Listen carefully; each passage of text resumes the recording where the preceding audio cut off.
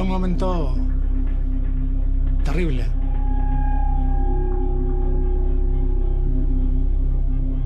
ETA prácticamente mataba cada semana y muchos de ellos eran socialistas. Entonces, en uno de sus virajes ideológicos se establece lo que ellos llaman la socialización del sufrimiento, es decir, que el sufrimiento no solo afecte a unos colectivos, sino que afecte a todos.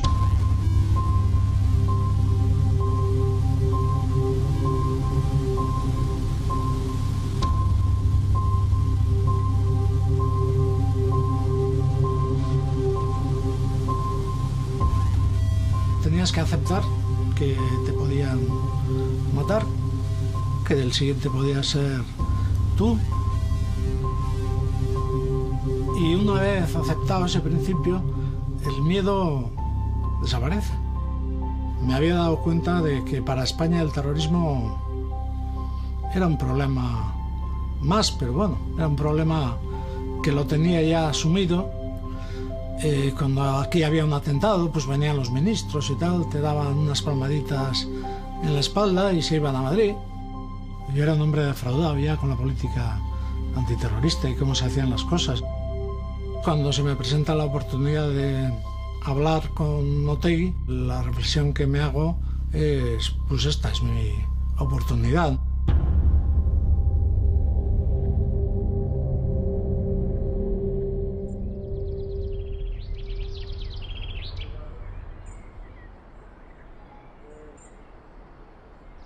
Pues yo creo que conocí a Jesús cuando ambos éramos parlamentarios en el Parlamento Vasco, ¿no?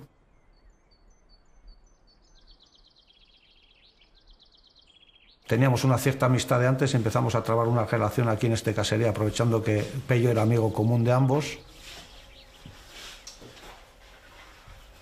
Era más que nada una conversación exploratoria que se hacía en torno a una mesa en la que Pello preparaba la comida y la cena. Dos personas que representábamos dos mundos que en la calle se estaban enfrentando de manera brutal, empezaron a construir un escenario diferente en torno a una mesa. Y costó en principio un poco la entrada, quiero decir, esa ruptura en cierta medida de la confianza, ¿no? Costó. Las primeras palabras que le dije fue el de: mira, Arnaldo, llevamos toda la vida metidos en política. Esto del terrorismo ni os sirve a vosotros para nada. A nosotros, en cambio, nos provoca mucho sufrimiento. Nos hemos hecho ya mayores, tenemos hijos, se nos han crecido los hijos. ¿Vamos a dejar esto para la siguiente generación? Nosotros heredamos una situación de conflicto en el país. Cuando yo cumplo 18 años, ETA ya lleva 18 años actuando en el país. La represión está presente en las calles del país. Y sí que creo que nuestra generación sí tenía un poco la idea en la cabeza de que esta era una situación que nuestros hijos e hijas no debían heredar.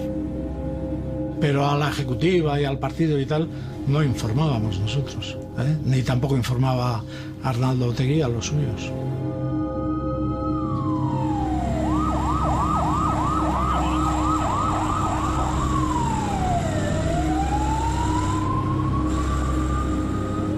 Estando durante las conversaciones, Jesús tenía que acudir a funerales de sus compañeros que habían sido muertos por ETA. Estando en las conversaciones, Jesús tenía que asistir a, como yo, tenía que algunas veces abandonar las reuniones porque habían detenido a gente, porque había casos de torturas, porque había la ilegalización que estaba en marcha. Y por encima de todo ese clima, sí que desde el principio tuvimos muy claro que pase lo que pase, nosotros tenemos que seguir, porque si nosotros no seguimos no es posible alcanzar un acuerdo, y si no alcanzamos un acuerdo no va a ser posible cambiar la situación. Hay que dialogar para que no haya muertes ni por una parte ni por la otra, que también hay sufrimiento en Euskadi. ¡Asesino! ¡Asesino! ¡Asesino! ¡Asesino! ¡Carceleros! ¡Carceleros! Pero aunque parezca mentira, Arnaldo Otegi y los suyos, supongo, no eran conscientes de que nosotros éramos víctimas y que cuando nos mataban a un militante o mataban a un guardia civil o mataban a uno del PP, eso producía un disgusto y un trauma y un sufrimiento terrible. No, yo creo que no era consciente. Yo en cierta forma también me pasó lo mismo. Yo empecé a comprender también, porque hasta entonces te daba igual lo que le pasara al mundo del nacionalismo radical, ¿no? Pero ahí me empecé a dar cuenta que efectivamente ellos vivían también un conflicto muy importante, que tenían unos 1000 presos, eso implicaba a 1000 familias, bueno, y toda la historia anterior de las torturas que habían sufrido. En definitiva, me di cuenta de que frente a quienes negaban que existía un conflicto, me di cuenta que existía un conflicto de los gordos, de los gordos. Y yo creo que entre Jesús y yo hubo empatía desde el primer momento. Es decir, Jesús y yo nunca hemos hablado del sufrimiento. No lo necesitamos. Ya sabemos lo que pensamos uno del otro y lo que pensamos, digamos, de lo que piensa uno con respecto al sufrimiento del otro, ¿no? Y yo creo que ese ejercicio lo que hizo fue personalizar en dos personas el sufrimiento de dos partes.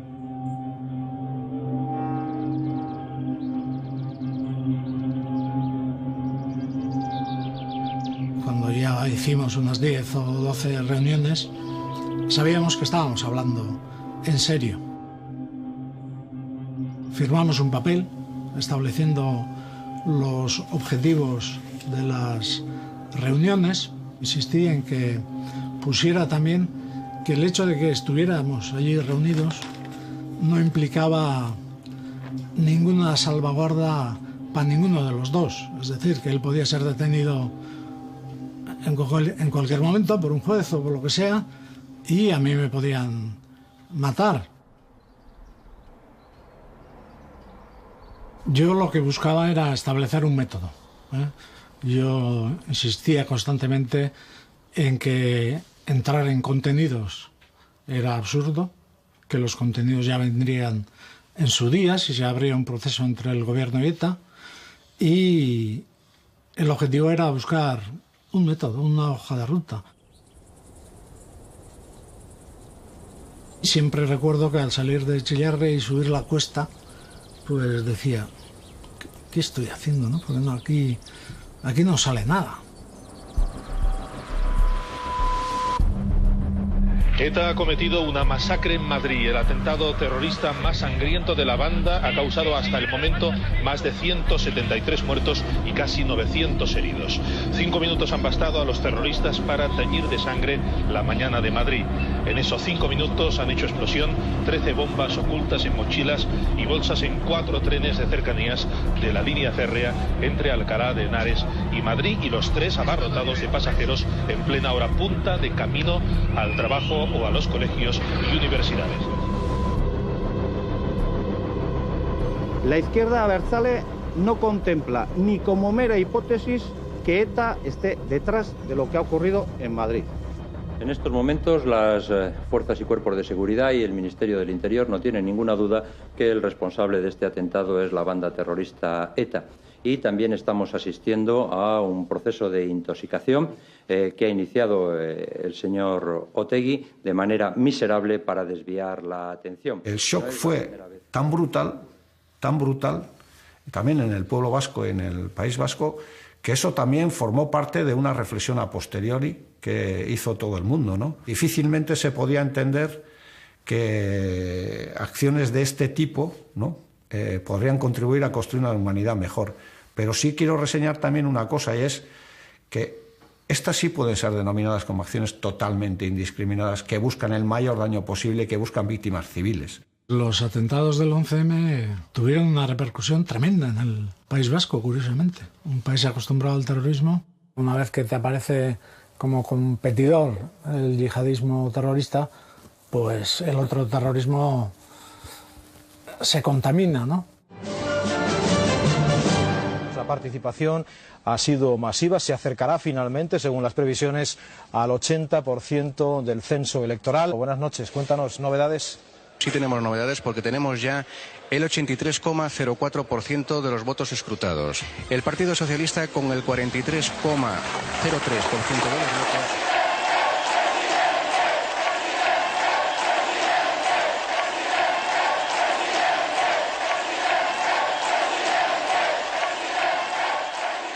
Me comprometo a gobernar para todos, con humildad, y os aseguro que el poder no me va a cambiar. Gracias. Todo lo que viví con mucho interés es el hecho de que Zapatero llegara al gobierno, porque todo lo que habíamos hecho hasta entonces pues eran castillos un poco en el aire, ¿no? La misma noche electoral llamé a Pepe Blanco, pero la misma noche no estaba para estas cuestiones. Me acuerdo que un día me dijo Pachi López, oye, que me han dicho en Moncloa que estás llamando allá diciendo que tienes un tema de terrorismo y están mosqueados, que estas cosas no se hacen así y tal. Bueno, vale, pues nos adaptaremos al estilo de Madrid. Y pasó algún tiempo y me llamó Rubalcaba.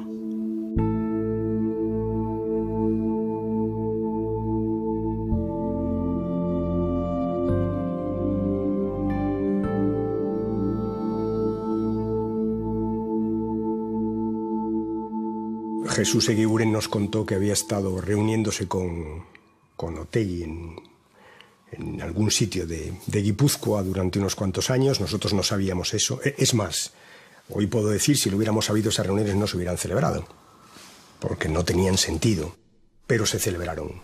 Jesús lo contó y nos transmitió la voluntad de Batasuna y de ETA de iniciar un diálogo. Pues es verdad que había un punto de desconfianza real, porque Jesús había estado hablando con Otegi sin decir nada. La reacción de Rubalcaba fue muy respetuosa, pero ya me dijo que no creía mucho en esas cosas y que el peligro era un atentado.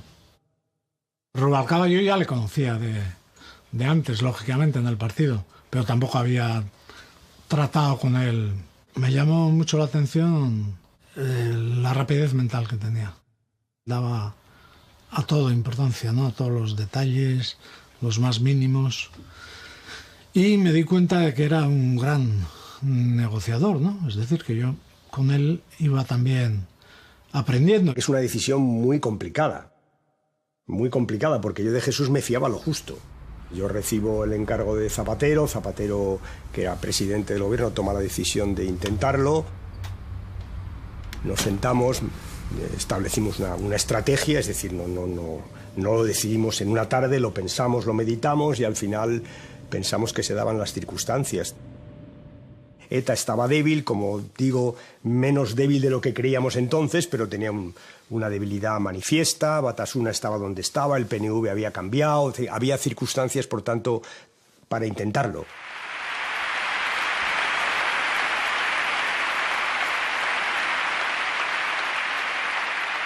Hacer la paz significa sacar el conflicto político y armado de las calles y llevarlo a la mesa de negociación. Hacer la paz significa, además, buscar la alianza de nuestros adversarios y llegar incluso al final a buscar la complicidad de nuestros enemigos.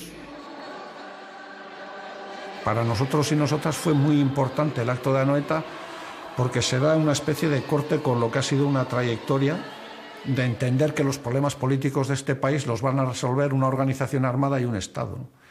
Y nosotros ahí lo que hacemos es dar un salto y decir, no, los problemas políticos de este país se tienen que resolver entre las formaciones políticas, los movimientos sindicales, los movimientos populares del país, ¿no? Arnaldo Otegi ha hecho un discurso por la paz, por abrir una etapa política distinta en Euskadi. ¿En qué momento yo veo a Eguiguren la primera vez? Creo que es en verano del 2004, que efectivamente es cuando me traslada una carta de la dirección de ETA para el presidente del gobierno pidiéndole establecer un diálogo, y a partir de ese momento pues mantuvimos un conjunto de reuniones para ver cómo organizábamos ese diálogo. Nosotros abríamos las cartas.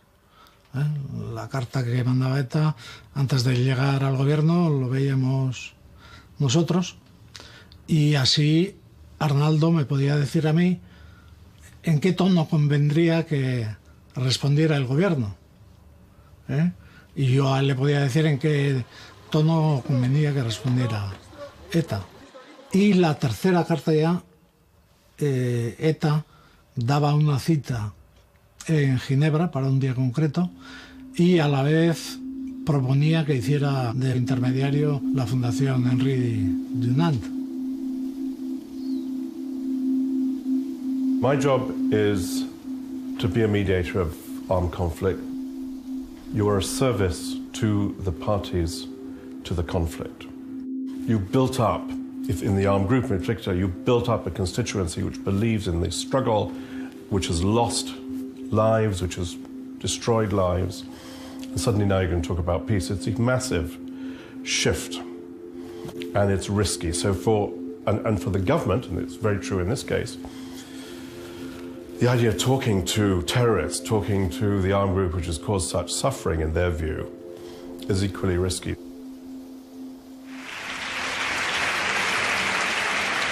A todos nos consta que hoy es mayor que nunca el número de vascos que rechazan la violencia y ansían la paz. ETA solo tiene un destino: disolverse y deponer las armas. Como presidente del Gobierno, tengo el deber de trabajar para lograr ese fin. El pacto obliga cuando se está en el Gobierno y también cuando se está en la oposición. El fundamento de Ajuria Enea, que es el pacto político más completo que han hecho los demócratas para acabar con ETA. Es que con ETA se hablaba del final de la violencia, pero no de política. Del final de la violencia, de cómo dejaban las armas, de qué pasaba con los presos, de cómo se verificaba el final de la violencia. Eso es lo que se podía hablar con ETA una vez que ETA hubiera manifestado clara y nítidamente que estaba dispuesto a acabar con la violencia. El pacto no permite pactar con los terroristas. Yo estoy de acuerdo. Usted, por el contrario, busca una negociación con ellos. El pacto ni siquiera permite negociar con quien pacte con los terroristas. Yo estoy de acuerdo. Usted, por el contrario, busca un acuerdo para negociar con los terroristas. El pacto rechaza cualquier precio por la paz. Yo estoy de acuerdo. Usted, por el contrario, está dispuesto a que paguemos un precio por lo que nos han robado. Señorías, hoy reitero ante la Cámara que el fin de la violencia no tiene precio político, pero la política puede contribuir al fin de la violencia. Es usted quien se ha propuesto cambiar de dirección, traicionar a los muertos y permitir que ETA recupere las posiciones que ocupaba antes de su arrinconamiento.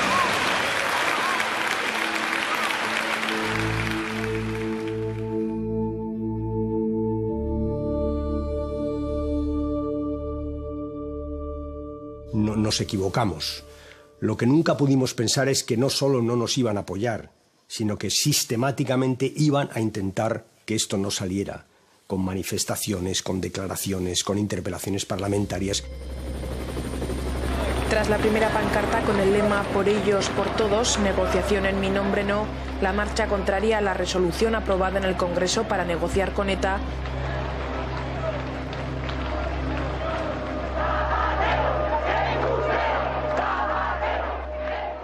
la unidad para dar cobertura a un proceso de negociación o de resolución de conflictos me parece un disparate. El concepto de la unidad depende del proyecto que está detrás de la unidad. Es decir, yo creo que hay que estar unidos en proyectos en la buena dirección. Estar unidos en proyectos en la mala dirección, en mi opinión, significa una aberración.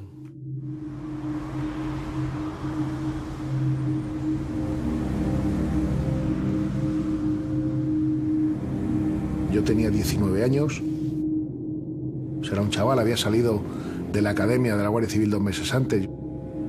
Nos montamos en un microbús, 16 guardias civiles, y al llegar a la Plaza República Argentina, de pronto, colores, amarillo, rojo, negro, y bueno, pues un vacío tremendo, se me perforan los tímpanos de la explosión, o sea, se me quema el pelo. Estás en el filo de la navaja, y en ese momento yo caí del lado de la vida.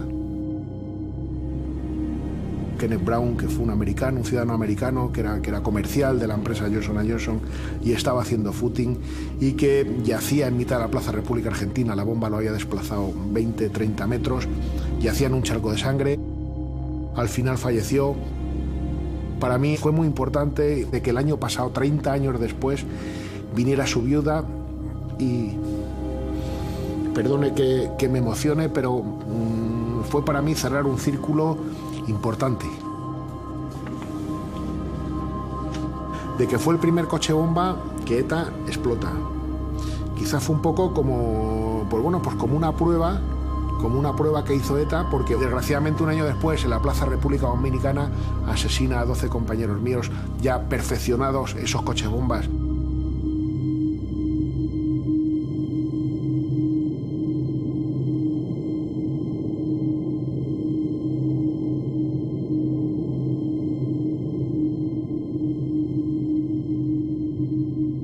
Cualquier tipo de negociación con los terroristas es ceder a su chantaje, es ceder para que dejen de matar. Y cualquier tipo de negociación hemos estado siempre, la VT, en contra.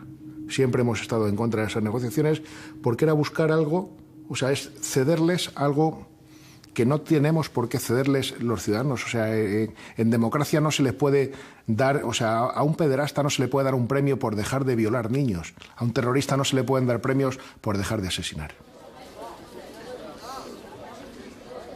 Seguí con mucho interés ese proceso de apertura que se estaba generando y de hecho estaba en Anoeta cuando Arnaldo Otegi con un ramo de olivo presentó la propuesta de paz. Yo estaba allí.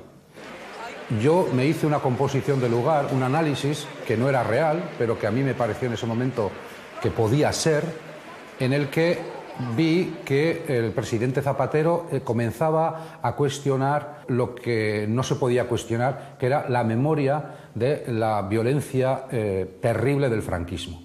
Realmente creí que era una buena oportunidad. Y le dije, oye, tengo que irme a Suiza, tengo una reunión con ETA. ¿Qué me aconsejas que debo hacer? Le dije, ten en cuenta que te vas a encontrar unos interlocutores que van a desconfiar de ti, que van a pensar probablemente que tú estás participando en una maniobra conspiratoria para buscar otros objetivos que no sean el acuerdo. Sé tú mismo, sé sincero, plantea las cosas con claridad. Y solo le di, creo, y ahora recuerdo, un consejo. No prometas nunca aquello que no puedas cumplir. Le dije a Pello, oye Pello, ¿me puedes llevar? Yo no tuve ningún problema para poder acompañar porque yo creo que en todo esto unos riesgos hay que correr. O sea, creo que era vital el que se celebrara esa primera reunión sin saber el resultado final de lo que iba a ocurrir ahí. En el mundo rural es el casero el que trabaja o lo que sea y el tratante es el negociador. Pues entonces nos juntamos el tratante y el casero. Cogimos el coche, el bocadillo y venga, para adelante.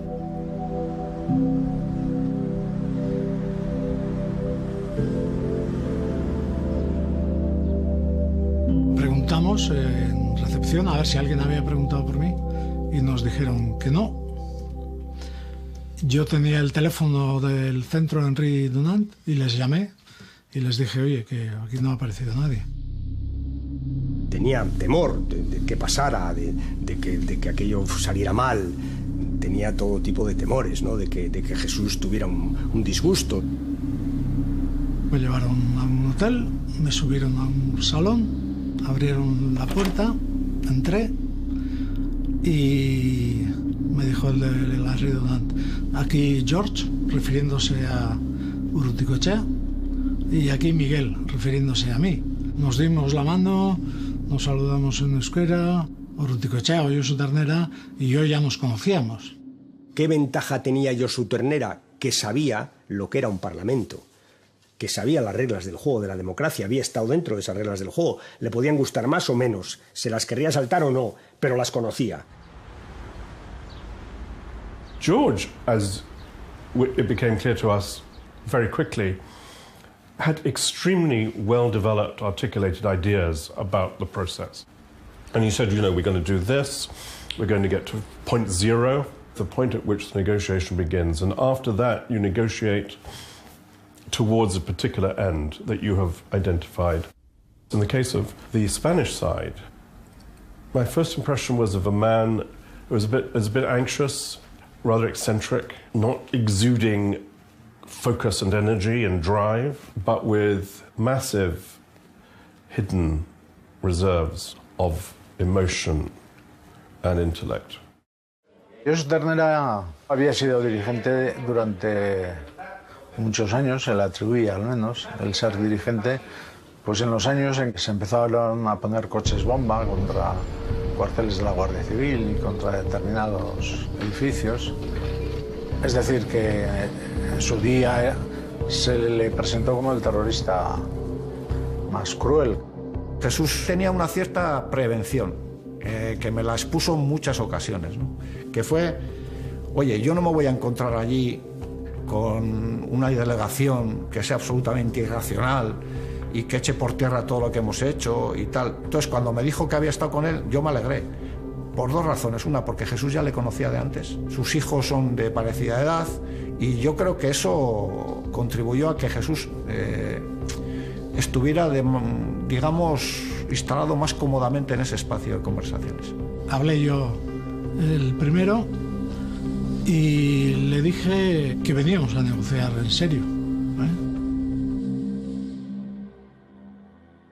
Él respondió en el mismo tono y me dijo que ya como primer gesto habían decidido no atentar contra los políticos, ¿no? Y entonces le contesté, ahórrate el gesto porque para mí es tan importante un guardia civil que un político. Quedamos en que nos reuníamos a las mañanas y a la tarde lo tomábamos libre para preparar cada uno por su parte la reunión del día siguiente. Las primeras reuniones fueron una especie de psicoanálisis sobre el pasado del País Vasco, ¿no? Yo creo que empezaríamos con los romanos para acabar con la Constitución española o algo así. Él explicaba su visión de un pueblo oprimido y perseguido, toda la historia. Yo di mi otra versión de la historia del País Vasco, la versión liberal. Qué mejor con una banda terrorista como ETA que empezar por la historia de Euskadi, para que cada uno ponga la historia en su justo término. Y Jesús se la conocía muchísimo mejor que su interlocutor, muchísimo mejor. O sea que esa primera batalla la ganamos 10-0. La segunda parte fue hablar sobre la situación actual del conflicto, para pasar ya en la tercera parte a buscar una vía o una hoja de ruta que permitiera al gobierno y a ETA negociar y resolver el conflicto. La discusión todo el tiempo era que con ETA se hablaba del final de la violencia y de la política se hablaba con los políticos, con los representantes de los ciudadanos. Esta es la discusión. Esto es lo que Otegi y Jesús diseñan y a mí me parece válido. Todo el mundo dice que con ETA no hay que hablar de política, pero aquí ha hablado de política con ETA todo el mundo, incluido el Partido Popular, porque yo fui parte también de las conversaciones que en su día se mantuvo con el Gobierno Popular, en las que estuvo presente una delegación enviada por el señor Aznar, en la que hablamos de la autodeterminación del País Vasco, hablamos de Navarra y de todas esas cosas. Yo lo que traté de decirle es, sé totalmente firme y estate totalmente determinado y hazlo con contundencia, diciendo, mientras esto no exista una tregua, no va a ser posible continuar con esto. Rubalcaba siempre me decía, vuelve echando hostia de allá. No quería que estuviera mucho tiempo porque pensaba que se iba a descubrir la negociación. Pero yo fui con la idea de hablar de lo que hubiera que hablar hasta conseguir lo que quería conseguir, ¿no? El coche bomba ha estallado en el parking exterior del Estadio de la Peineta, en el barrio de San Blas. La explosión ha ocurrido cuando la policía ya había acordonado la zona. No ha habido heridos y tan solo han resultado afectados los vehículos cercanos. Me llamó Rubalcaba y me dijo que me volviera a España, que habían puesto una bomba y que no se podía seguir hablando. Entonces le dije a Rubalcaba, pues exagerando un poco, que ETA había quedado en que en la reunión siguiente iba a explicar qué había pasado con lo de la Peineta y por tanto tenía que quedarme para escuchar esa explicación, ¿no? Dieron una explicación así un poco ambigua, como diciendo que son atentados que están preparados muy de antemano y que por tanto no tenían nada que ver con las conversaciones. Seguimos negociando. A medida que avanzaban las reuniones, pues empezamos a hablar de nuestra vida, ¿no? Yo evitaba meter temas conflictivos en las conversaciones. No Recuerdo haber hablado mucho de las víctimas, aunque lógicamente los tenía en el recuerdo. Avanzando ya más, pues ya llegamos a un grado de complicidad también. La Henri Dunant estaba absolutamente asombrado. The human factor is crucial. It's people with their seizing of opportunities or missing them who make things happen.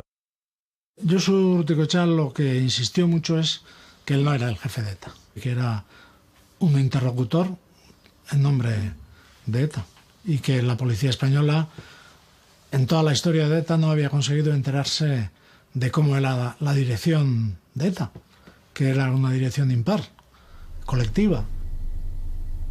Desde los años finales de los años 90 se había adoptado una estrategia que era que no podíamos ir eliminando el último de los escalones de ETA, que es el escalón operativo, el escalón de los comandos. Nuestra idea era que había que llegar a las estructuras, a los mandos intermedios y a través de ellos, si era posible, a los dirigentes de la banda.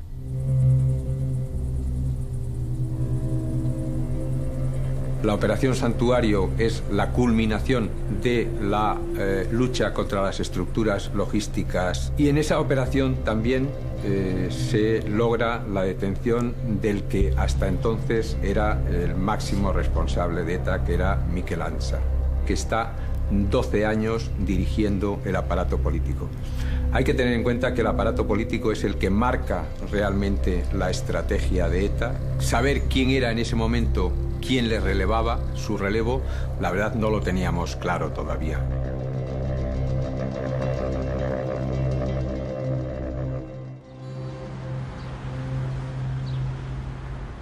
Yo ya daba por hecho cerrado el acuerdo, estaba encantado de la vida y ETA planteó un tema. Hubo mucha discusión sobre qué adjetivo ponerle a la tregua, ¿no? Y yo quería una tregua permanente, porque era el término que había utilizado el IRA en Irlanda, y ellos no querían permanente. Y entonces ese tema lo negociamos en euskera, porque en euskera resulta que no era incompatible, indefinido y permanente, era la misma palabra. Y al final aceptaron la tregua permanente, sí. Eguiguren, after all, was not an official of the central government. So he was kind of slightly disposable, if you like, if it didn't go well. Jesus felt like a man under great pressure. Bueno, el texto era mejorable, pero en fin, ya entiendo que al final, después de horas de discusión, o días, que fueron días, pues Jesús hizo lo que pudo. El texto era mejorable, pero en fin, en todo caso nos permitía arrancar, puesto que el texto lo que venía a decir es que ETA iba a declarar una tregua permanente, en fin.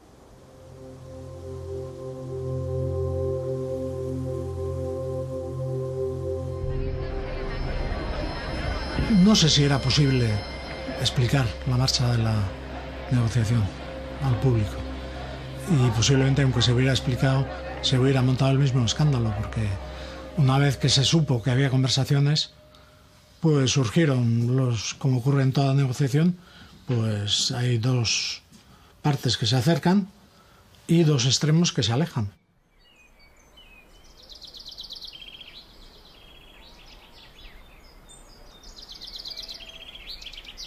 Cuando Zapatero anunció esas negociaciones que estás hablando, yo le escribí una carta a Zapatero, lo hice público, por supuesto apoyándole. Juan Mari era una persona muy abierta, de por naturaleza bonachón, hablaba con todo el mundo, no tenía ningún complejo para hablar con unos y con otros.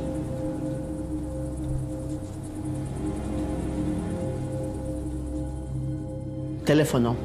Voy al teléfono, era mi hermana, y me dice: Ma Isabel, no salgas de casa.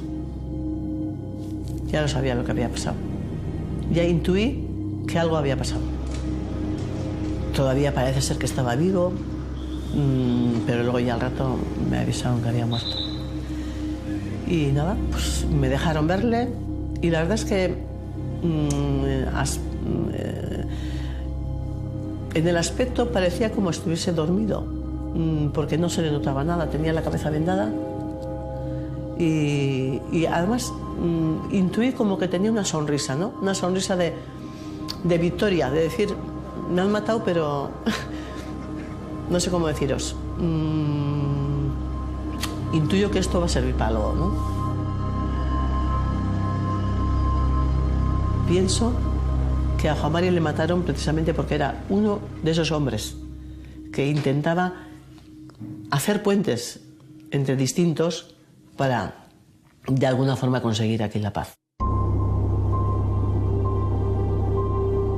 Fui en un avión de los servicios secretos de Noruega, en el que íbamos yo y Ternera, salimos de Ginebra, fuimos en el mismo avión a Oslo. Llevaba yo un ABC que ponía enfrentamiento entre Josu Ternera y Cherokee. Y le dije a Josu, ¿qué me cuentas de esto? ¿Estáis enfrentados o qué? Y me dijo, no sé ni quién es Cherokee. Cherokee era el jefe del aparato militar desde el año 2003. Tenía un cierto carisma para su gente porque era el encargado de contactar y dar instrucciones de último momento a los comandos. De él hemos intervenido muchas comunicaciones en las operaciones que hemos realizado y siempre tenía la frase de que había que poner muertos sobre la mesa, preferentemente uniformados. Del ambiente ese eufórico que se dio en Ginebra cambió radicalmente en Oslo, ¿no? La sorpresa fue que planteó muchas pegas al texto de Suiza. Quería hacer muchos cambios. Todo el problema se resumía en una cuestión. Nosotros en Ginebra habíamos acordado, más o menos en términos, yo creo que no estaba en el acuerdo, pero bueno, que durante el proceso de negociación no se producirían detenciones. Recuerdo que decíamos pues levantar el acelerador, ¿no?, en ese tema. Y él estuvo ya con los abogados y tal, al ratificar el papel, pues se dio cuenta de que no estaba asegurada la no detención de la gente, ni de los interlocutores, ni de los miembros de ETA. Y yo decía que no había forma de dar más garantías en ese sentido, ¿no? Nosotros aprendimos en la tregua del 98 y del 99 una cosa que yo nunca olvidé, y es que mientras que había tregua, ETA llenó España de comandos. Es decir, que ETA, como un ejército, que es lo que ella se creía, ETA siempre se creyó que era un ejército, utilizó las negociaciones de paz para prepararse para la guerra. Nunca bajamos la guardia. Por eso lo he explicado una y otra vez. Yo les dije a las fuerzas de seguridad, oye, tienen que sentir nuestro aliento en su cogote. Seguíamos desarticulando comandos, seguíamos tratando de captar información. O sea, no había ningún cambio entre que la organización estuviera en tregua o no. Para nosotros eso era indiferente. Una cosa eran las negociaciones que se llevan a cabo a nivel político y otra cosa es la actividad policial que tiene que seguir su desarrollo normal. Y es entonces cuando me levanto, como gesto para decir que por ahí no sigo. Entonces la Henri Dunant me dijo, vamos a dar un paseo para tranquilizarnos. Y ahí en ese paseo, pues fueron duros conmigo, ¿no? Porque me dijeron, no eres el de Ginebra, has venido muy agresivo y muy cabreado, tus temores son injustificados porque nosotros ya sabemos más o menos los cambios que quiere plantear ETA en el texto y no alteran en lo fundamental el acuerdo de Suiza, y me pidieron que volviera a ser el mismo hombre dialogante. For George, this was his mission to deliver finally in his organized way on what the armed struggle had failed to deliver on. You know, he was on Calvary here. He was really, this is going to happen. Cerramos el acuerdo, supongo que hacia las 8 de la tarde. Estuvimos cenando, los de la Henri Dunant, ETA y yo, y en un ambiente un poco de celebración de que habíamos cerrado el acuerdo. Yo todavía no había llamado a Rubalcaba. Lógicamente, Rubalcaba, cuando le leí el texto, pues quiso sacar un poco más, ¿no? Que en el fondo no cambiaba el significado del texto. Pero Rubalcaba, como afinaba tanto... Evidentemente yo tenía un nivel de desconfianza muy superior al que podía tener Jesús, entre otras cosas porque estás fuera. Siempre el que negocia lógicamente está más metido. Y yo estaba fuera, me fiaba cero de ETA, y por tanto tenía un gran nivel de desconfianza y todo me parecía, en todo creía haber doble sentido. Entonces no se me ocurrió otra cosa que subir a la planta donde estaba ETA y tocarle la puerta de la habitación a Josu Ternera. La reacción suya fue la de decir: ¿qué haces aquí? ¿Cómo planteas una cosa de estas a estas horas, cuando has tenido mucho tiempo para poder plantearlo antes? Me parece fatal. Ya hablaremos mañana, hoy no quiero hablar nada. Landry Dunant vino pensando que se trataría de algún asunto sin importancia, y fue la cosa calentándose. Y Josu Ternera me dijo: porque tú eres un mal abogado, que no eres fiable. Entonces pues yo tiré para arriba también, ¿no? Le dije: tú no tienes autoridad para hablar, porque yo represento a un gobierno democrático y tú representas a una organización terrorista. Y entonces, bueno, una vez pasada la bronca, los de ETA admitieron una fórmula intermedia, no la que proponía Rubalcaba, pero una fórmula intermedia. Pues quedó sobre el ambiente una especie de enemistad. En fin, los saludos de despedida y tal fueron muy fríos.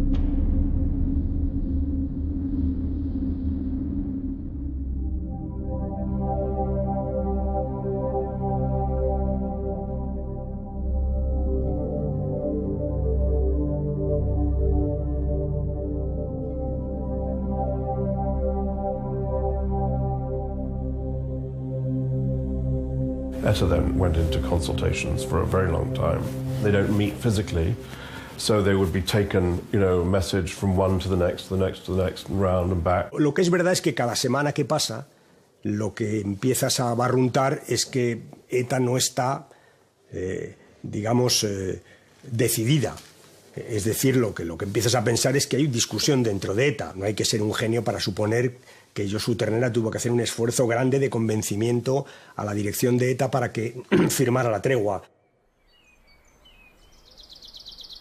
Jesús estaba preocupado con eso porque parece ser que la discusión fue bastante intensa, ¿no? Desde nuestra óptica, la impresión que se tenía es que estábamos en un proceso de negociación con dificultades, pero en el que una de las partes o jugaba con mala fe o no controlaba determinados aparatos en el Estado.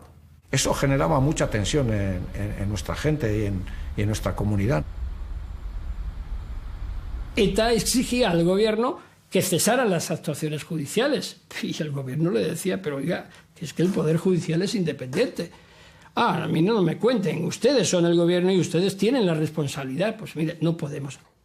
No es que hubiera una acción preordenada a boicotear el proceso de paz, sino que no se ocuparon de la acción de la propia inercia judicial. Ese es un error para mí importante, porque nos enfrentábamos a una organización que en el 90% estaba judicializada. Lo que aparece en el mundo político es la posibilidad de que ETA declare una tregua y de que el gobierno esté dispuesto a intentar lo que hizo el señor Aznar, que es dialogar con ETA. Es evidente. Estamos en circunstancias que me permiten tener la convicción de que puede empezar el principio del fin. Y a partir de ahí la oposición crece. Y efectivamente, ¿cómo crece? Pues crece en el Parlamento y crece en la calle.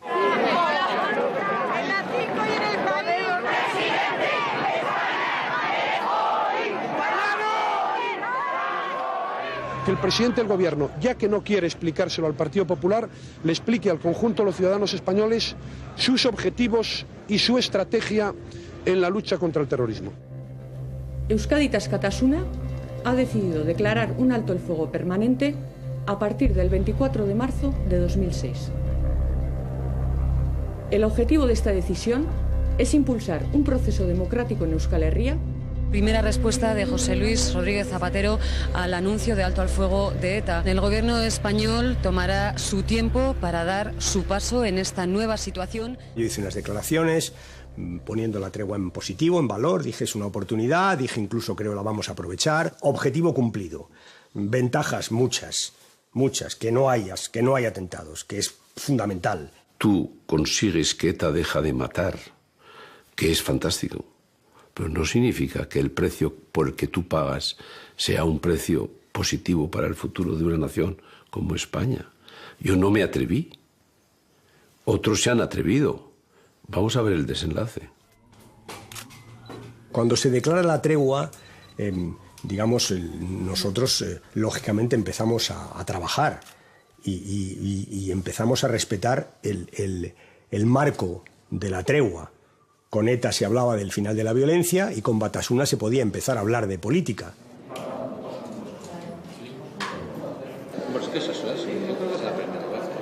Hicimos lo que teníamos que hacer.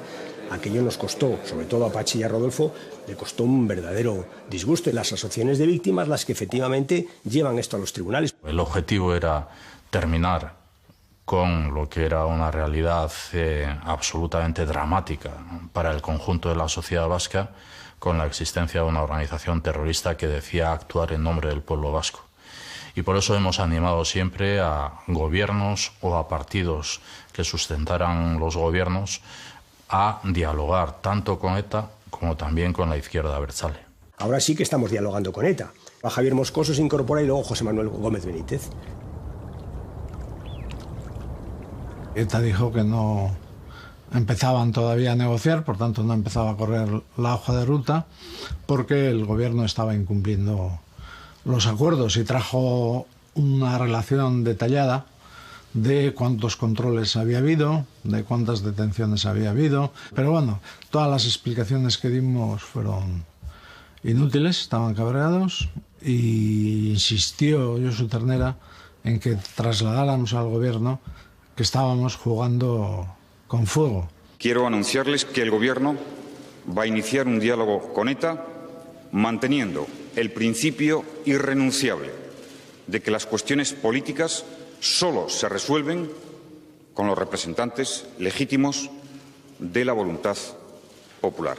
Les digo que el Gobierno respetará las decisiones de los ciudadanos vascos que adopten libremente y en ausencia de todo tipo de violencia y de coacción.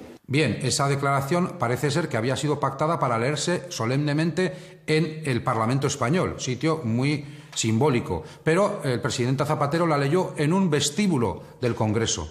Entonces es cuando yo me doy cuenta de que nuestras organizaciones están intentando buscar una salida que no rompa con la Constitución. Pero si la salida no rompe con la Constitución, la existencia de nuestro pueblo no es reconocida, nuestro pueblo no tiene derecho a la autodeterminación y, por lo tanto, el conflicto vuelve a surgir. El diálogo no avanza y en septiembre se produce una reunión para intentar avanzar y ahí aparece Thierry.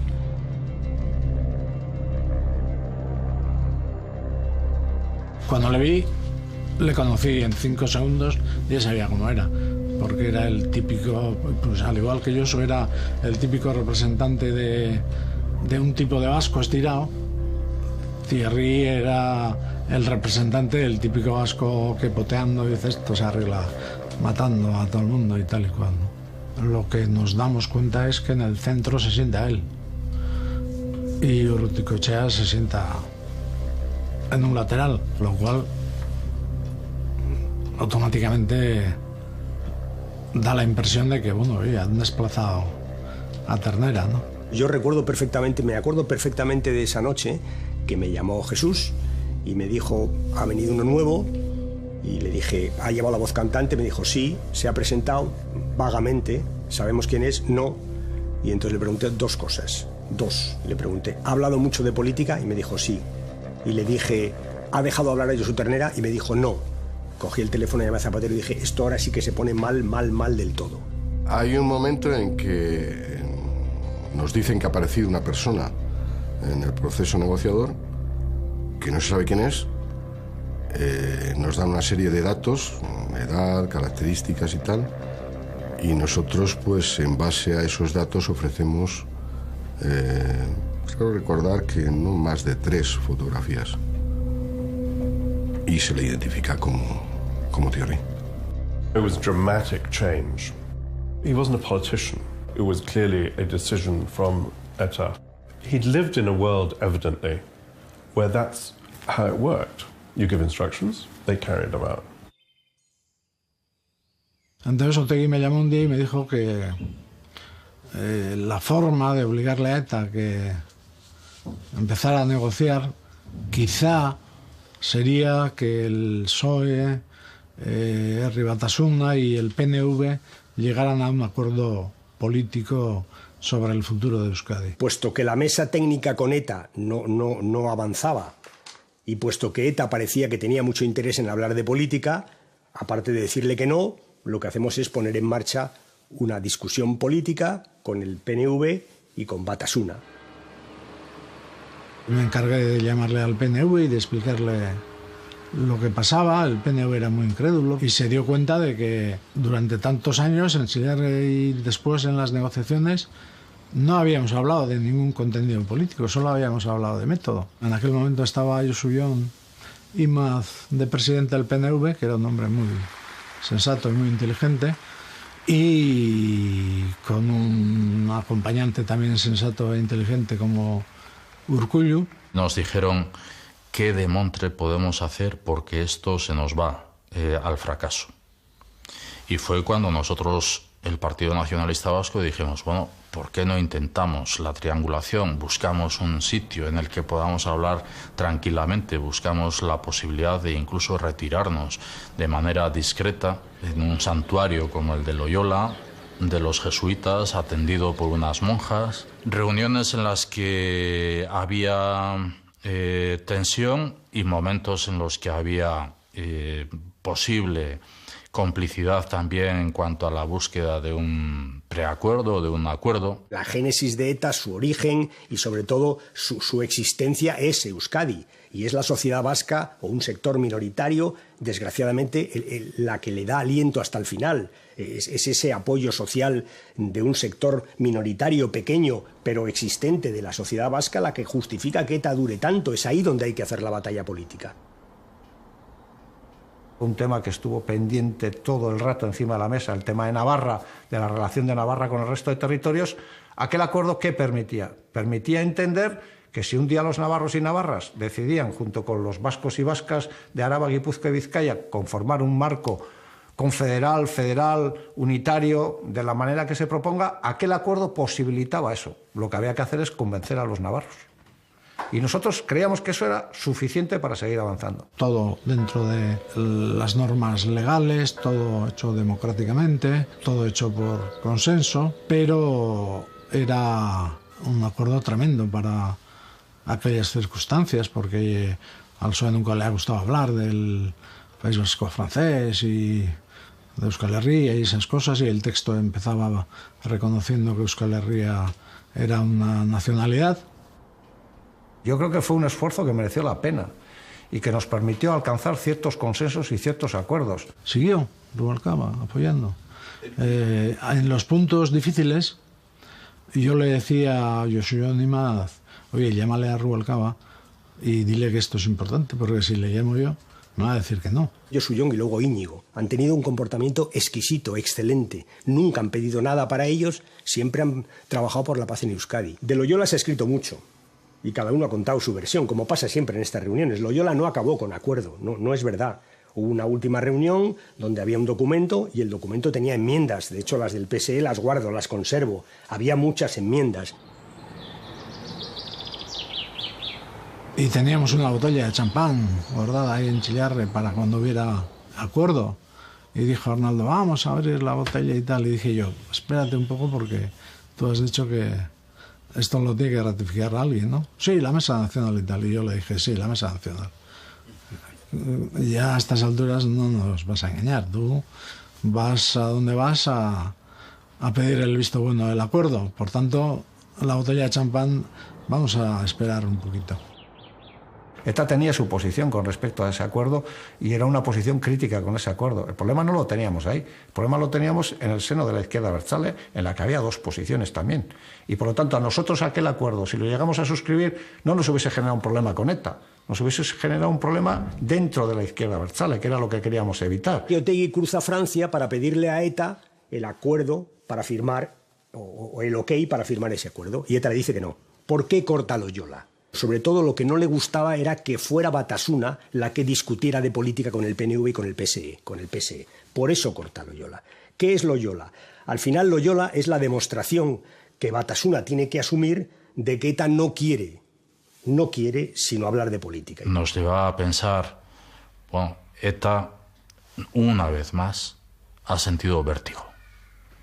¿Vértigo de qué? De creer que si ellos daban un paso de fin de la organización terrorista iban a ser considerados como traidores por su propia causa.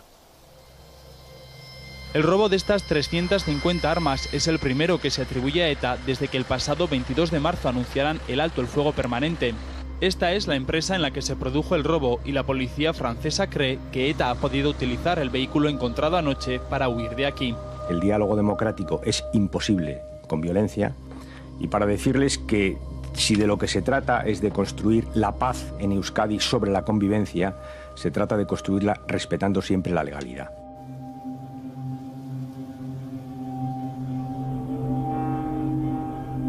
En Oslo nos encontramos con la sorpresa de que ya desaparece Josu Ternera y está ya de negociador Thierry, ¿no?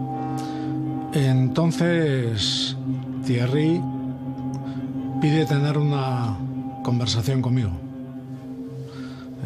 para tratar del tema.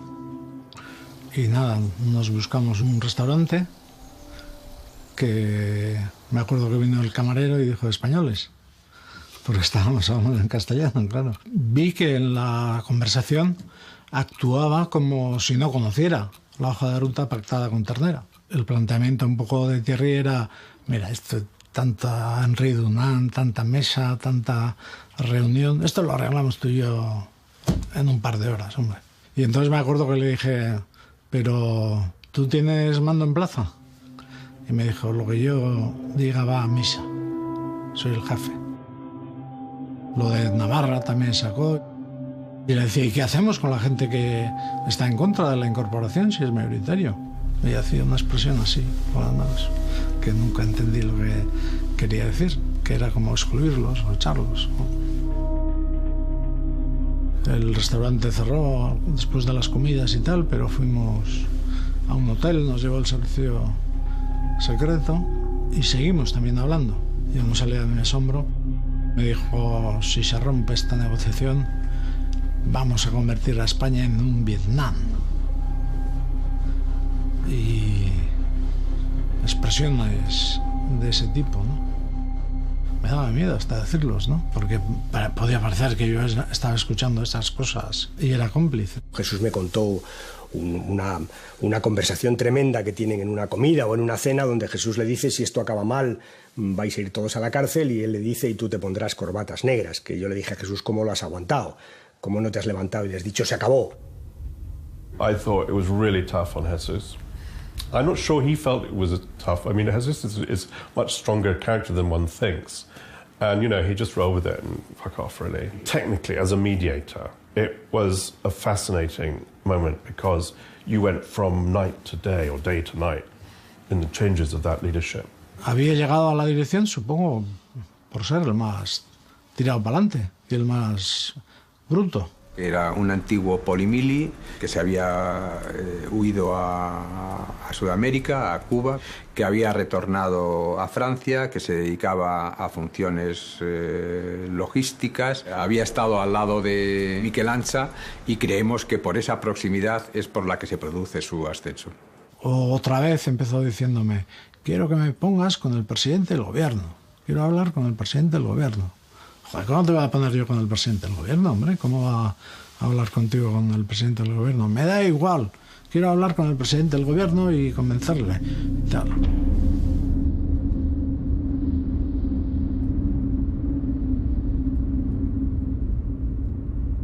llegué a la noche a casa, vine en coche, me acuerdo que vine escuchando la COPE, además, que me estaban poniendo a parir. Y cuando llegué a casa le dije a Rafi, esto se acabó. La reunión no acaba con ningún acuerdo, pero acaba con el acuerdo de volver a reunirse. Y por tanto, de la reunión nuestros representantes vienen, digamos, razonablemente escépticos porque no se ha avanzado, pero bueno, por lo menos se han desbrozado algunas cosas. Y hoy les expreso una convicción. Dentro de un año estaremos mejor que hoy. No sé por dónde les vendría la información optimista, ¿eh? Y esa frase, pues claro, fue un error. En tan solo unos segundos, 3 de las 5 plantas del módulo D del aeropuerto de Madrid-Barajas se han venido abajo. Se han desplomado unas sobre otras, como si fueran un acordeón. La explosión de la furgoneta bomba ha dejado tras de sí toneladas de bloques de cemento. Entre los escombros, los bomberos tratan de abrirse paso. Ahora mismo tienen una prioridad: localizar a las 2 personas que en el momento de la explosión estaban en este parking y que 12 horas después continúan en paradero desconocido. Señorías, aunque no es frecuente, entre los responsables públicos quiero reconocer el claro error que cometí. Pensé que se había acabado, ¿no? Pensé, bueno, ETA ha dinamitado la posibilidad de acabar con la violencia y sobre todo pensé, ETA ha dinamitado el punto 10 de Ajuria Enea, es decir, todo ha saltado por los aires, ¿no? Como no se dan las condiciones que establecimos, he ordenado suspender todas las iniciativas para desarrollar ese diálogo. El atentado de la T4 se produce cuando estábamos reunidos Otegi y yo en Chillarre. Arnaldo estaba deshecho, preocupadísimo, nervioso, y todo el rato decía, oye, a pesar de todo hay que seguir. Y yo le decía, pues nada que hacer, esto se acabó, hombre. Quizá algún día empecemos otra, pero no, esto es la primera parte del partido. Ganaremos la segunda, decía, porque de ahora en adelante vamos a cambiar de actitud y no sé qué. O sea que desde el momento del atentado Arnaldo estaba decidido ya a hacer lo que hizo después, ¿eh? Me informaron que había muerto 2, entonces ya se hundió más todavía porque tenía la esperanza de que no hubiera muertos. Y yo recuerdo que estuvimos aquí, precisamente en este caserío esa mañana, frente a lo que era una catástrofe, en términos humanos, con la muerte de 2 inmigrantes ecuatorianos.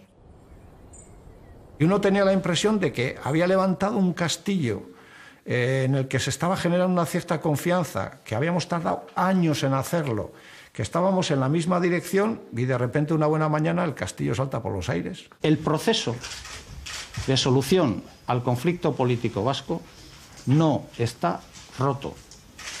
Lo ocurrido hoy en Madrid, si se confirmara la autoría de ETA, no nos retrotrae de ninguna manera a un escenario anterior al 24 de marzo.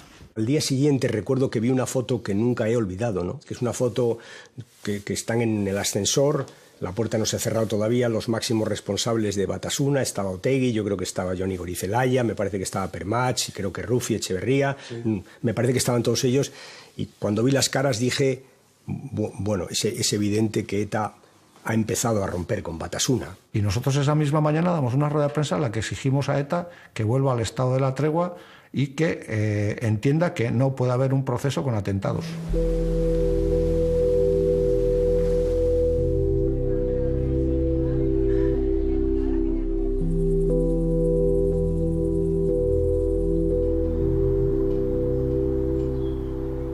Es verdad que ETA no vuelve a atentar, no hace nada. La policía y la Guardia Civil sí, de hecho recuerdo que por ese tiempo, debió ser febrero o marzo, se desarticula el Comando Guipúzcoa. Las 8 personas detenidas han sido trasladadas hoy a dependencias de la Guardia Civil de Madrid.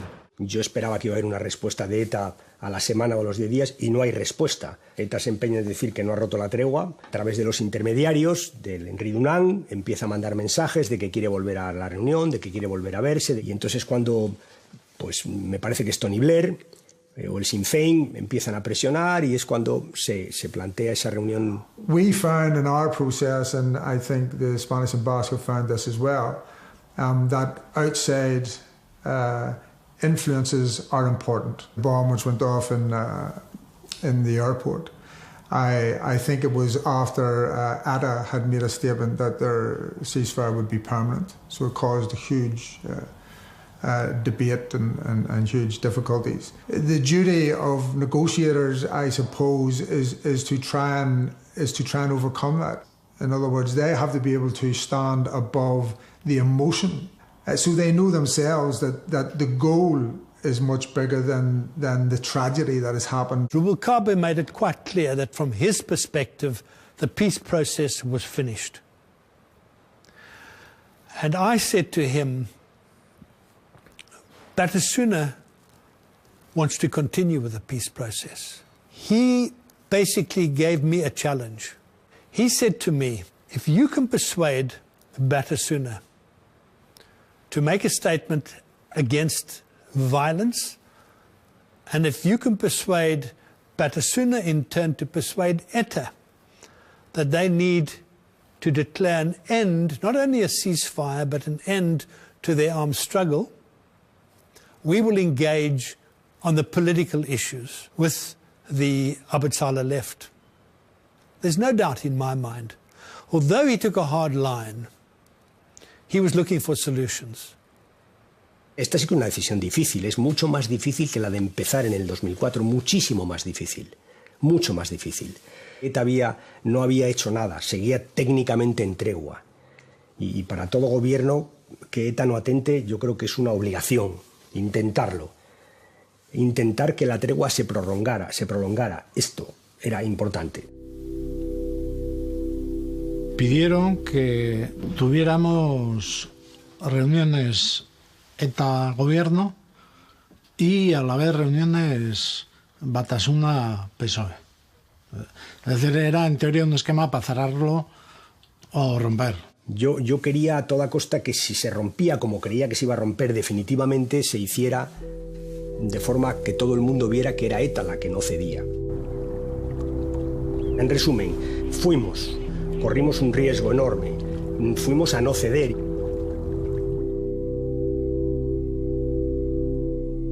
Claro, era la primera vez que Batasuna estaba ante la Henri Dunant, ¿no?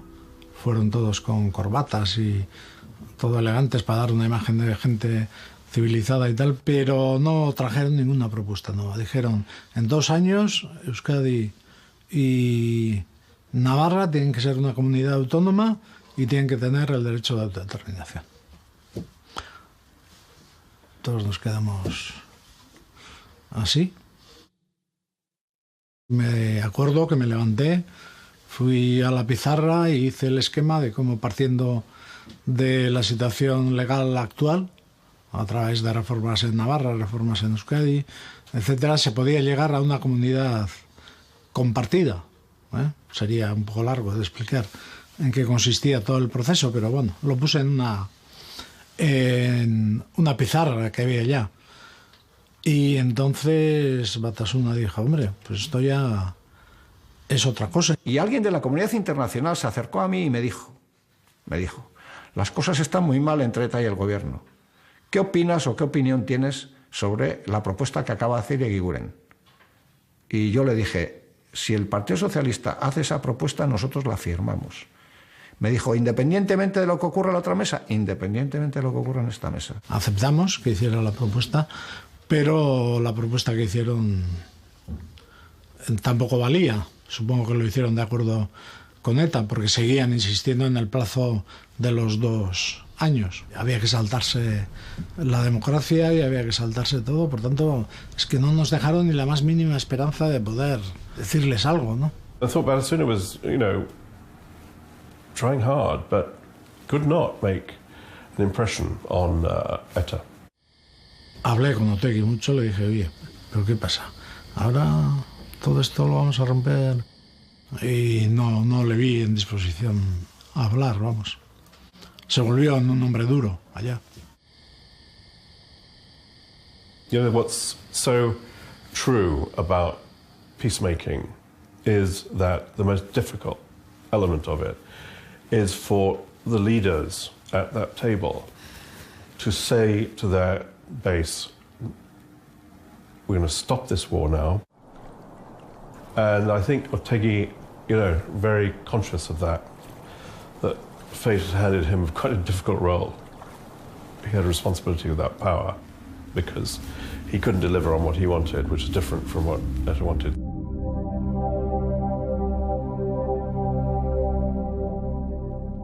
El ambiente era desastroso. Y yo creo que todo el mundo era consciente de que estábamos frente a una catástrofe otra vez. Era un ambiente de funeral, prácticamente, ¿no? Hicimos el viaje de vuelta en tren.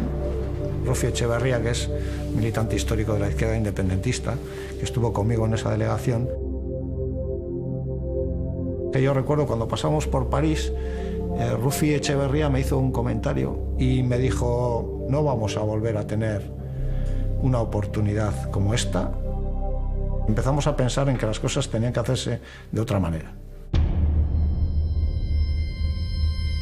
ETA vuelve a equivocarse.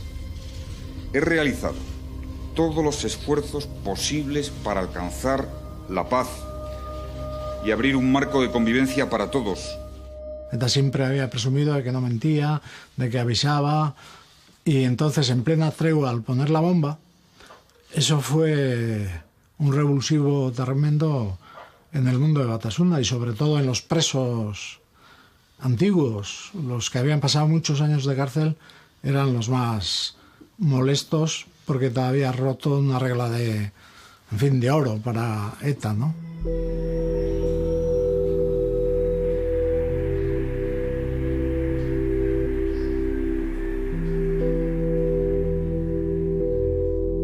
Yo creo que en torno a la utilización de la violencia con fines políticos se genera una mentalidad que vayas pensando que la propia actividad es importante, que pasa a ser lo más importante, que vas justificando lo que antes era injustificable, que vas autoalimentándote de tus razones, de tu seguridad, de creerte que eres el que estás dando el que más. Hombre, nosotros conocíamos las diferentes posturas que había y las diferentes actitudes, sobre todo, ¿no? Lo que representaba Josu y luego los otros que le sustituyeron, ¿no? pues representaban ese sector que había dentro de ETA, esa mentalidad que había dentro de ETA y también dentro de un sector de la izquierda abertzale.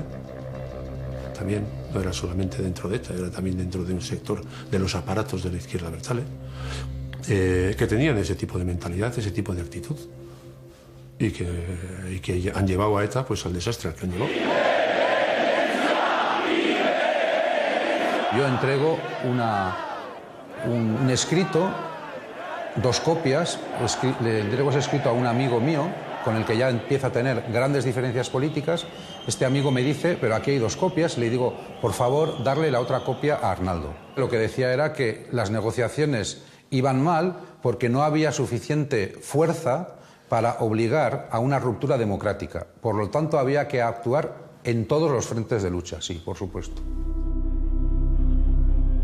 2 gardes civils rentrent dans la cafétéria de ce supermarché pour boire un chocolat. Dans le café à côté d'eux, 2 hommes et une femme attablés parlent espagnol. Ce sont des membres présumés de l'ETA. Ha habido un tiroteo en Francia. Primera noticia, flash, que hay fallecidos y pueden ser guardias civiles. Y al cabo de unos momentos nos dicen, son 2 guardias del GAO, Fernando Trapero y Raúl Centeno. Yo recuerdo ese momento porque la verdad es que apoyé la cabeza sobre los brazos en la mesa y yo creo que lloré un rato, no sé cuánto lloré, porque a uno de ellos, a Raúl Centeno, yo lo conocía mucho, se había criado con mis hijos en el cuartel de Batalla de Salado aquí en Madrid desde que tenían 5 años. Dentro de la vorágine de novedades, de comunicar al ministerio tal, una de mis preocupaciones fue llamar a mi casa para que uno de mis hijos que estaba allí pues controlara a su madre para que no se enterara por la televisión. No pudo ser así. Mi mujer se enteró cuando estaba comprando en el supermercado y se desmayó en el supermercado. Es cierto que aquella noche yo tuve una reunión durísima con los compañeros de los guardias civiles asesinados, en la que me acompañó la ministra Aliot Marie, que estuvo toda la tarde conmigo y se quedó a una reunión que ya sabía que iba a ser dura, porque los guardias civiles se quejaban de que entraban en Francia sin armas.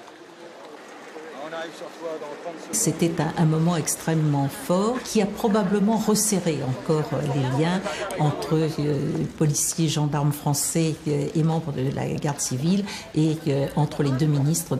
Chacun remplissait son rôle de part et d'autre de la frontière, c'est-à-dire que la gendarmerie française, et c'est d'ailleurs une de ses missions, avait aussi un rôle de renseignement, parce que les gendarmes étant très près de la population, on leur signale souvent des choses qui paraissent anormales ou des personnes qui ont des comportements un peu bizarres. Donc cela leur permettait d'avancer et donc à partir du moment où il y avait une volonté de coopération, on pouvait échanger ces renseignements et mieux cerner la présence éventuelle de membres de l'organisation. En ese momento ETA recupera los atentados y la policía y la Guardia Civil, que nunca habían bajado la guardia, siguen con las detenciones, ¿no? Es cuando yo creo que se ve hasta qué punto unos y otros habían preparado este escenario, pero lo habían hecho mucho mejor las fuerzas de seguridad del Estado que la propia banda terrorista, ¿no? Desde el mismo día en el que ETA rompe la tregua, nosotros concentramos nuestro esfuerzo de comunicación, entre otros en Batasuna, a la que dirigimos sistemáticamente un mensaje, que era o votos o bombas. Tenéis que elegir. O convencéis a ETA de que deje la violencia o os separáis radicalmente y fehacientemente de ETA.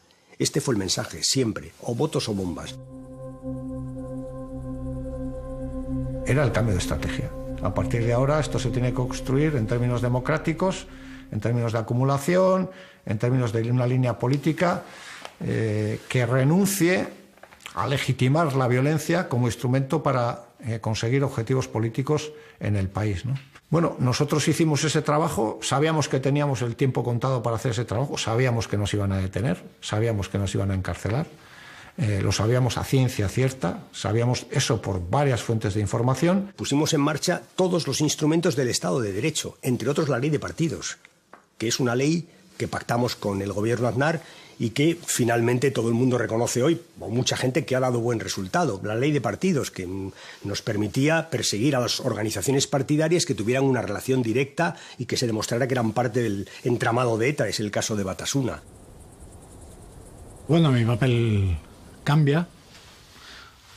Para muchos soy un fracasado, porque había pasado tanto por el proceso. Pero bueno, como si hubiéramos juramentado a seguir con el tema, seguimos reuniéndonos. En esas reuniones lo que me servía era para estar informado de cómo iba la cosa, ¿no?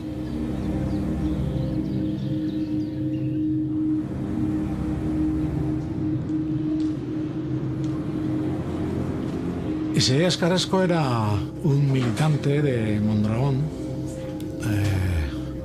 un hombre muy abierto, muy afable, que andaba mucho en la calle. Era una presa fácil porque no tenía escolta ni tenía nada, trabajaba en la autopista y mi relación con él era básicamente a través de mi mujer, ¿no? que era de Mondragón. A mí me avisa del asesinato de Isaías Carrasco la mujer de Jesús Eguiguren. Me llama Rafi y me dice: acaban de matar a Isaías. Me llega la noticia por la mujer porque estaba allí, antes que por la policía o por la Guardia Civil. Por tanto, es evidente que es un asesinato, yo no sé si dirigido, pero tiene toda la pinta. Tiene toda la pinta de que es una suerte de venganza de la banda terrorista contra el Partido Socialista y en particular contra el entorno de Jesús Eguiguren. A mí me llamó también, porque ella estaba en el lugar, claro. O sea que, en fin, se dieron todas las circunstancias para que fuera mayor el trauma. Nosotros estábamos muy endurecidos en aquella época con el tema de los atentados. Es decir, que cuando se producía un atentado no nos poníamos a llorar, sino nos poníamos, cómo se lo decimos a la familia, cómo organizamos el funeral, Es decir, que suplíamos la pena del atentado organizando, que eso es el papel más terrible, y luego ya acompañarle a la familia en todo el tiempo, ¿no? Yo solamente he llorado una vez por los atentados, que fue en 1984, cuando mataron a Enrique Gesas. No he vuelto a llorar en la vida con un atentado.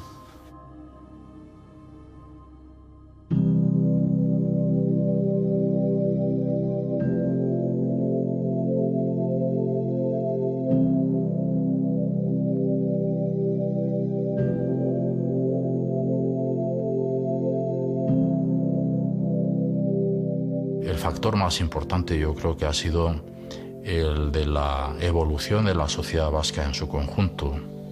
En una última década o en unos últimos 15 años, desde el año 97-98 hasta el año 2011, en el que la sociedad vasca ya sale a la calle, no justifica nada de lo que pueda hacer ETA de manera mayoritaria, y creo que la izquierda abertzale siente esa soledad.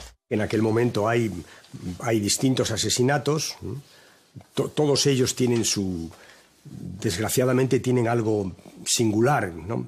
Mataron a Juan Manuel Piñuel en Legutiano, después mataron a un brigada, a Luis Conde en Santoña. Son asesinatos, todos ellos tienen un cierto contenido simbólico, es como si quisieran dar a todo el Estado. Es verdad que atenta, pero no es menos cierto que las fuerzas de seguridad van ganando la batalla.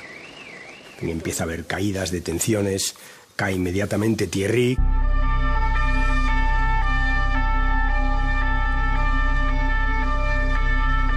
De càmera de profit de fer declaració i de nois la situació d'excepció que hi ha on hi va a la meva mare necessita que ho van veure Euskal Herria eskatuta!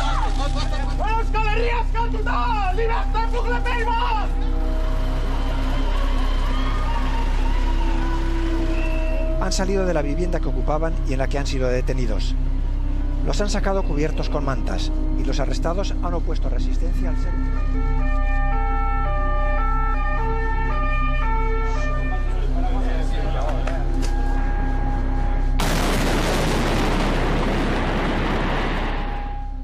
Fui siguiendo también el proceso de las asambleas, cómo ganaban por 80-20 los partidarios de decirle a ETA que parara, porque claro, eso era un mundo único y en teoría la decisión la tomaban las bases. O sea que las bases en teoría tenían derecho desde siempre de decirle a ETA que parara. No se lo dijeron nunca, solo cuando ETA perdió la legitimidad con el atentado de la T4, ¿no? Es que a nosotros nos detienen el día que mandamos la ponencia a todos los pueblos. Y a nosotros eso no nos parece una casualidad. El mismo día que nosotros por las mañanas mandamos esa ponencia a todos los pueblos, es el día que nos detienen. Y nos encarcelan, ¿no? Cuando mediáticamente se dice Otegi es ETA, es verdad y es mentira. Es decir, no es ETA vanguardia armada lo que ellos consideran que es ETA. Es ETA como complejo terrorista liderado por ETA. La documentación que se interviene, que es valorada por el Tribunal de la Audiencia Nacional y por el Tribunal Supremo como suficientes para inculparlo como miembro perteneciente a esa organización. No tanto como miembro de ETA, que no se dice en ningún momento, sino como líder o responsable máximo de esa estructura intermedia que podía desarrollar esa situación de conexión entre uno y otro. Yo siempre pensé que la detención de Otegi había sido política. No responsabilizo a nadie, pero en un ambiente político que se necesitaba limitar las acciones y los movimientos de Arnaldo, con lo cual no entendía nada porque estaba trabajando por la paz. Los presos para ETA son importantísimos,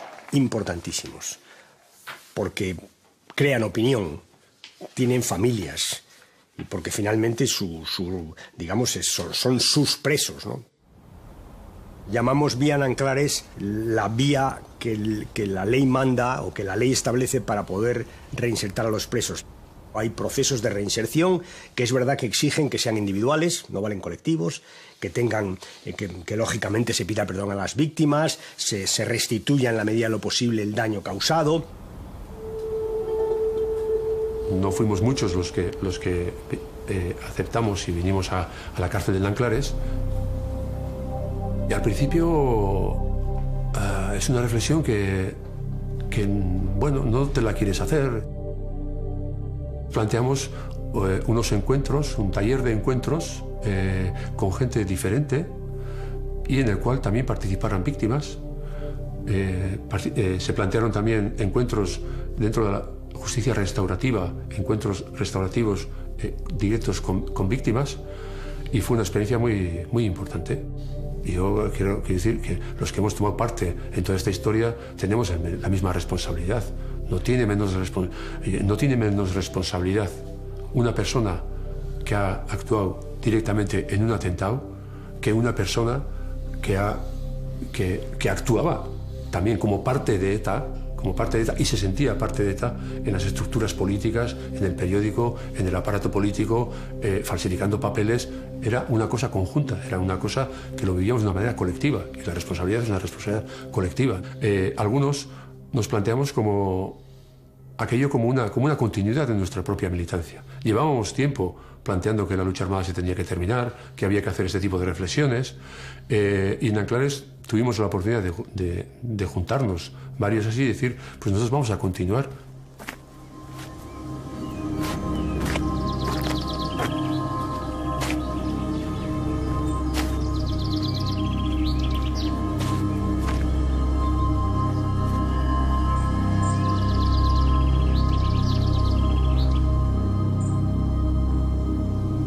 De Juan Mari no conocía más que lo de gobernador civil.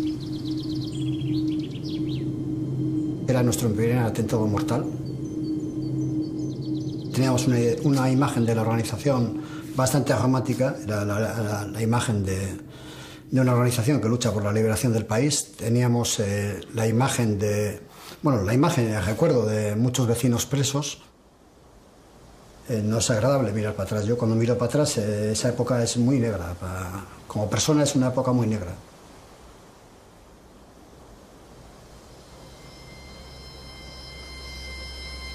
El proceso yo lo viví en la cárcel de Badajoz y evidentemente lo viví con ilusión. Se vivió con mucha ilusión, sí, en la cárcel. Tuve la noticia de que había personas implicadas en el asesinato de Juan Mari que querían estar conmigo. El primer contacto fue por carta, una carta que le mandé yo. En aquella carta ya le comentaba, la única forma es si algún día me dan algún permiso, poder estar con ella en un permiso. Si ella quería, evidentemente. Yo siempre he defendido que todas las personas nos merecemos una segunda oportunidad. Yo recuerdo muchos nervios y sí sales con una sensación de paz, algo ha aportado, le he hecho un daño terrible a esta familia, a esta persona, que vea que la otra persona, esa persona que ha tenido enfrente es persona en mayúsculas, que siente el daño que ha causado, que no es nada artificial. Yo me pongo en el lado de Maisabel, sin ninguna duda, siento cómo lo ha vivido y sí, se hace duro. Para que Maisabel esté conmigo, yo he tenido que dar antes unos pasos también. He tenido que reconocer que lo que hicimos a Juan Mari fue una barbaridad. Me parece hoy en día de sentido común reconocer eso. Pensábamos en poner nuestro granito de arena en la futura convivencia que veíamos llegar, ¿no? Sin pensar en que eso personalmente te iba a suponer a ti algo especial. Y es verdad que ha servido para la convivencia, pero también ha servido para el otro. Yo entiendo que Ivonne ahora mismo es otra persona distinta a la del Ivonne del 2000 y le tengo que agradecer. Yo, por esa valentía que ha tenido, ¿no? De poder decir lo que sentía. Nosotros vivimos en pueblos pequeños y sabemos lo que supone el enfrentarte con una organización como es ETA, el decirle que no estoy de acuerdo con lo que estás haciendo, ¿no? Y yo me desmarco de lo que hacéis, lo que eso supone para las familias, no solamente para ellos, sino que en las familias, ¿no? Y se rompe algo que en el País Vasco desde tiempo inmemorial estaba como escrito allí, ¿no? Como asumido, ¿no? Y es que cuantas más bombas ponía ETA, más diálogo pedía. Es algo así como si la capacidad, la voluntad de diálogo de ETA se expresara en función del número de kilos de bombas que ponía. Esto es disparatado, pero es así. Existía un poco esa sensación que se va rompiendo, que se rompe con la tregua de Felipe, con la tregua de Aznar y que se acaba rompiendo definitivamente con la nuestra.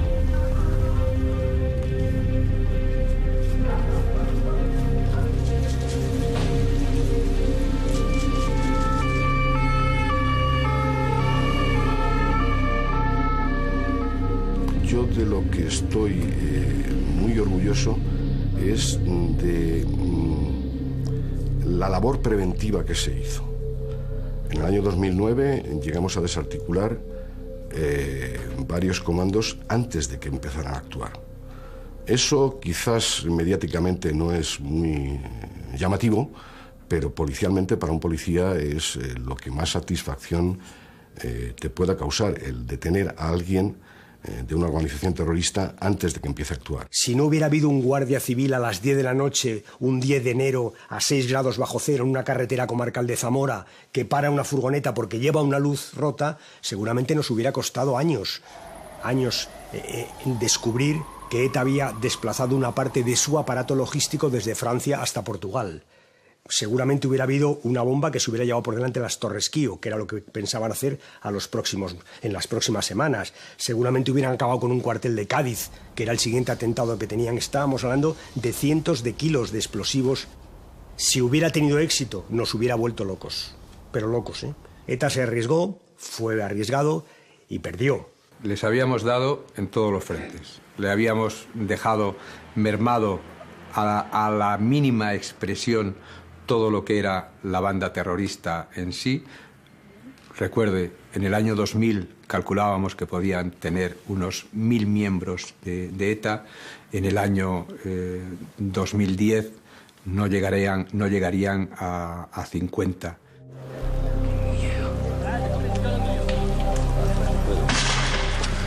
ETA en el año 2009, en Burgos, donde pone un coche bomba a estallar, no un coche, era una furgoneta bomba en una residencia de la Guardia Civil, donde había decenas de personas durmiendo. Es decir, lo normal, que hubiera habido decenas de muertos, lo normal.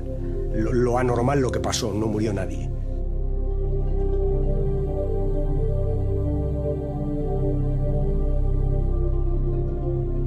Y luego los dos guardias civiles que mueren a los pocos días en Palma de Mallorca, Diego Salvá y Carlos Saez de Tejada, que son los dos últimos muertos en España. El último es un gendarme en Francia.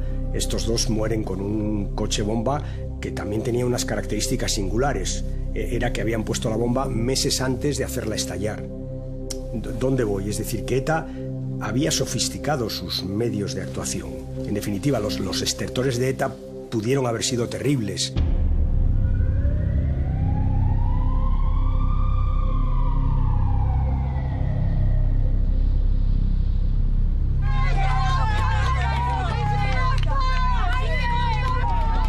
Cuando yo bajo de la rueda de prensa de explicar la detención de ETA, venía conmigo el general Martín Alonso, que es el jefe de información de la Guardia Civil, y me vuelvo y le digo, general, ¿tú crees como yo que esta es la última gran detención de ETA? Y me dice, sí, ministro.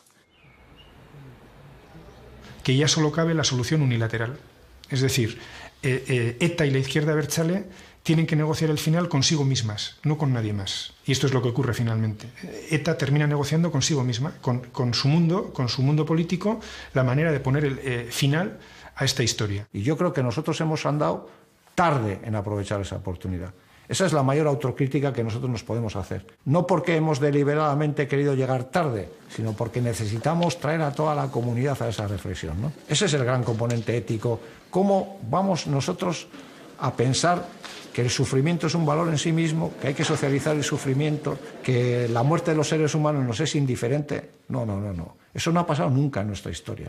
Otra cosa es que hayamos necesitado tiempo y que hayamos llegado tarde, ¿no? Yo siempre he pensado que en el cambio paulatino de Batasuna que se va produciendo no hay ningún atisbo de crítica moral. Es decir, al final Batasuna no cambia porque reflexiona sobre la inmoralidad de matar a la gente que no piensa como tú. Batasuna cambia porque no tiene más remedio que cambiar. Porque la policía, la Guardia Civil, los jueces, los servicios de inteligencia le hacen cambiar. Esta es la realidad. International Group for Dialogue and Peace in the Basque Country, so at least you have some idea as to what this... What we consciously went about doing was to get as many Nobel Peace Laureates with sort of international respect and recognition for making peace to endorse the Brussels Declaration. And the thinking at the time was that if ETA were to make a commitment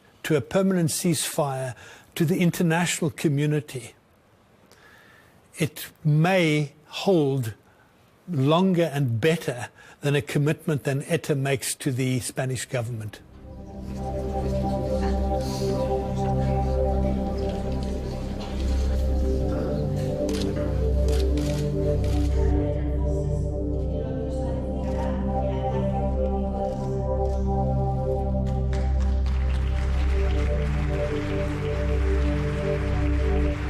La izquierda abertzale rechaza y se opone al uso de la violencia o a la amenaza de su utilización para el logro de objetivos políticos. Y eso incluye la violencia de ETA, si la hubiera, en cualquiera de sus manifestaciones.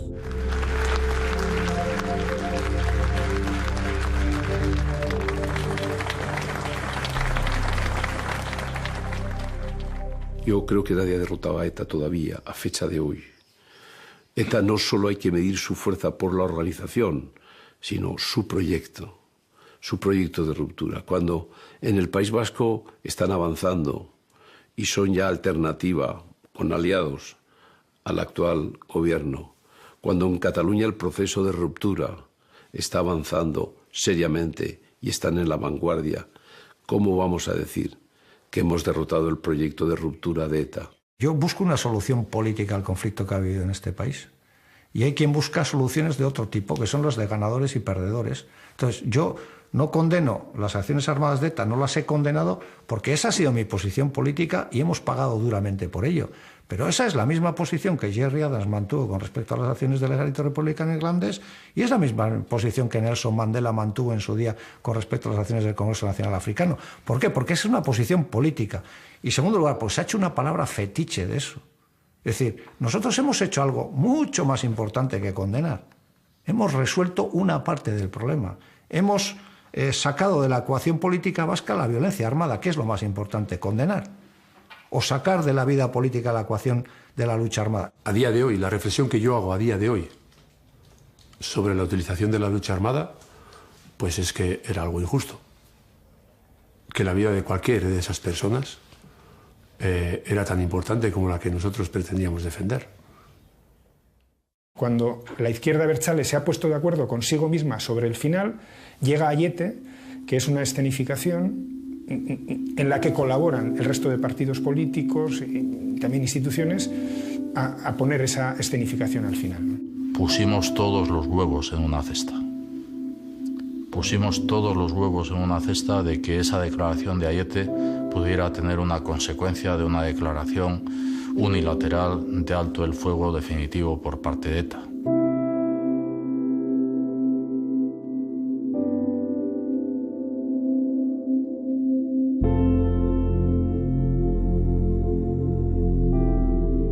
A mí me han preguntado muchas veces si ese era el precio por el final de ETA y siempre he contestado lo mismo. Si ese hubiera sido el precio, el billete de Kofi Annan se lo hubiera pagado yo mismo.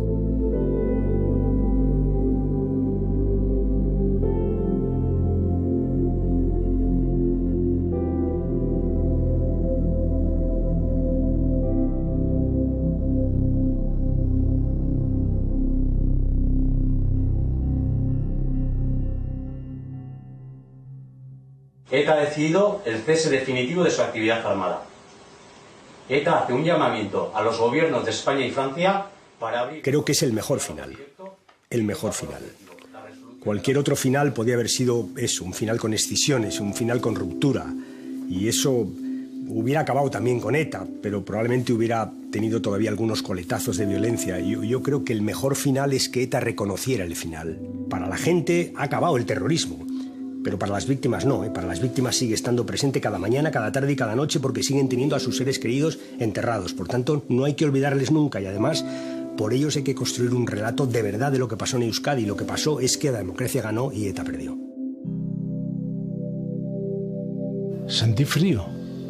Me puse como enfermo, es decir, no tuve un momento de euforia y de qué bien y tal, sino más bien todos los problemas que había reprimido en esos años anteriores y supongo también toda la vida con el terrorismo presente, pues en ese momento debieron aparecer, porque yo de hecho me puse prácticamente enfermo. Yo me iba a la cama a la noche pensando en alguna víctima y me levantaba a la mañana pensando en alguna víctima, es decir, que el pasado se me hizo presente. Somos un poco escépticos a ese fin de ETA. Mientras no entreguen las armas, mientras no colaboren con la justicia y mientras no se desenmascaren a los más de 300 casos de asesinatos que hay sin resolver, creemos que ETA, por supuesto, no está derrotada.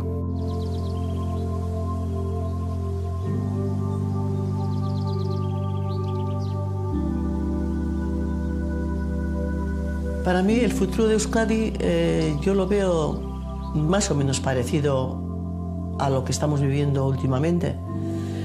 Me refiero en cuanto a convivencia, pero lo que sí que me preocupa es el relato. El relato para mí es importante. Importante porque ese es el legado que vamos a dejar a los que vienen por detrás. Yo no sé lo que pasará dentro de 100 años, pero me gustaría que se conociese lo que que se conozca lo que ha pasado estos 40 terribles años o 50. Que no habrá un relato solamente, también estoy convencida de eso, porque cada uno ha vivido su experiencia desde su punto de vista, ¿no? Pero que no se trate de poner equidistancias. Es verdad que ha sufrido todo el mundo, pero algunos hemos sufrido injustamente. Te hace pensar que el respeto es lo más importante entre distintas personas y si hay respeto, pues hay convivencia y hay futuro.